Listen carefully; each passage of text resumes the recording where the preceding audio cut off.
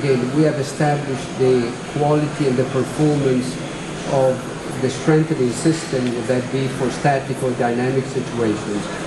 I think, as the other colleagues have mentioned, there might be some questions still in the mind of individuals, would they be the public or professionals, about the performance of, in this case, GFRP in construction.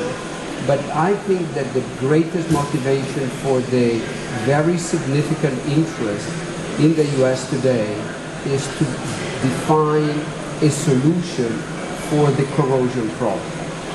So I think that GFRP, both from an economical standpoint, just to give you a rough idea, and there is others who know costing better than I do, but I would say is probably 20% more expensive than epoxy-coated steel.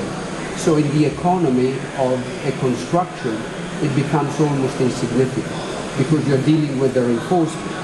And then we don't look at other aspects, such as the fact that the material is 1/4 the weight of that of steel, so there is less impact on labor. Insurance companies love it because there is less incidence of problems in the field.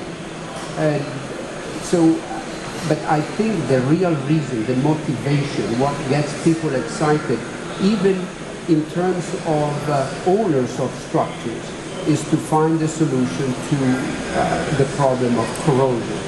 So the item number one is address the durability. And I think in extreme environments, such as the one that we have here in Dubai, for example, the one that we experienced in southern Florida, where we are in a subtropical environment, high moisture, high heat, presence of salt in the water that comes to a building or a bridge.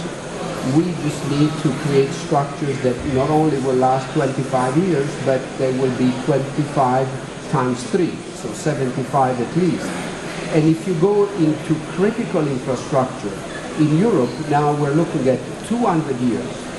Not 75, not 100, but 200 years. Obviously, it's very difficult to say or promise or sign off the bottom line and say, I'm sure that this will last 200 years.